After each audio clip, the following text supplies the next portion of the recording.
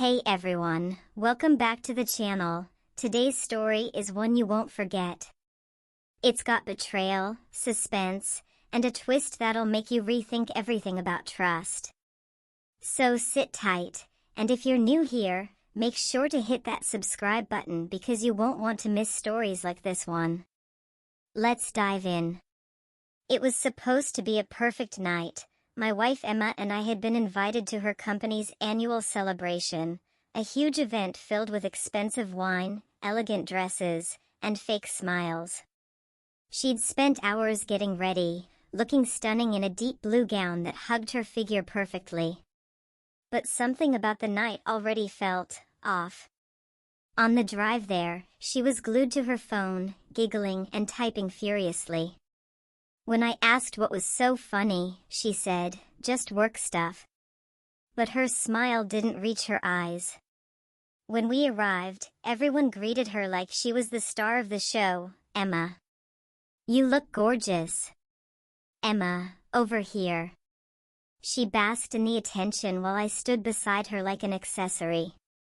I didn't mind at first. But then I noticed something strange. Every time a certain man walked by, tall, confident, her coworker Ryan, her entire demeanor changed. She'd smooth her hair, adjust her dress, and flash that exact smile she once saved just for me. I tried to ignore it. But then I caught him looking back at her with the same kind of hunger. The night moved on with laughter, music, and small talk. I excused myself for a bit and went to get drinks. When I returned, I froze. Emma was standing close to Ryan, whispering something in his ear. He laughed, touching her arm in a way no coworker should. She saw me, startled, then quickly stepped back, pretending nothing happened. "Babe," she said too cheerfully. "Come, let's dance." Something inside me snapped, not anger, just cold realization. I nodded, pretending everything was fine. But I was watching. And I was planning. Later that evening, the host announced a couples game. Each pair had to come forward, answer a few questions about each other, and then seal it with a kiss. People clapped, couples cheered, and Emma grabbed my hand with a nervous laugh.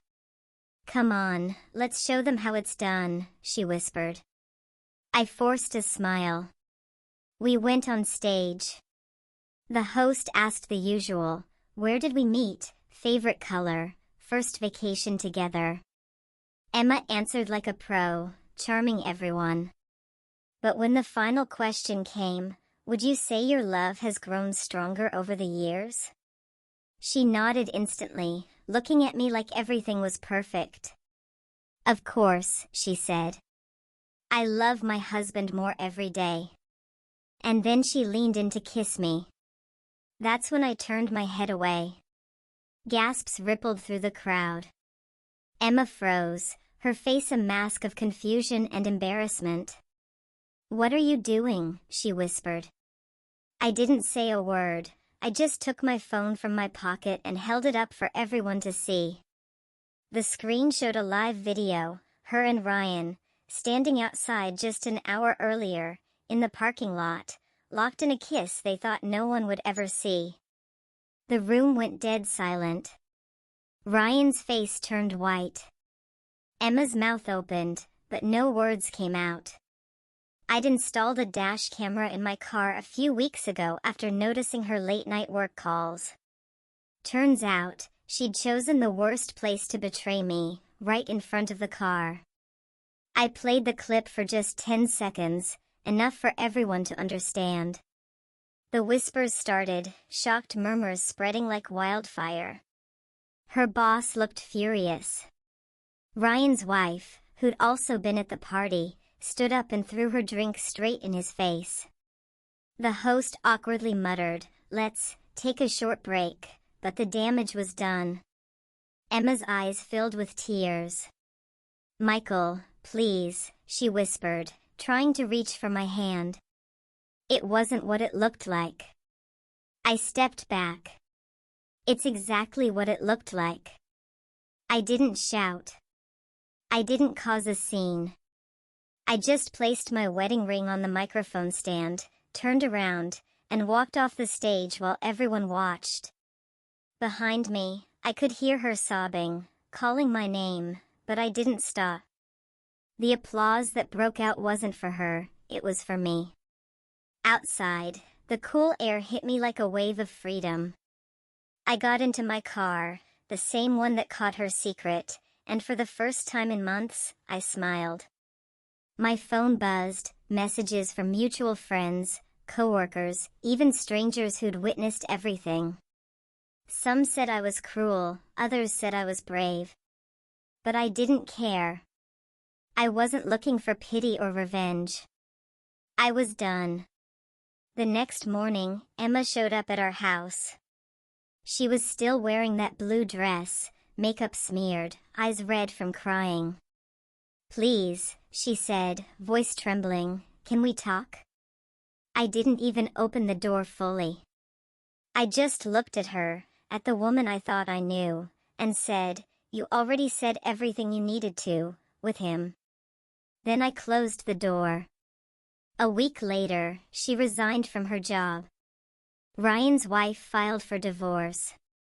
As for me, I started over.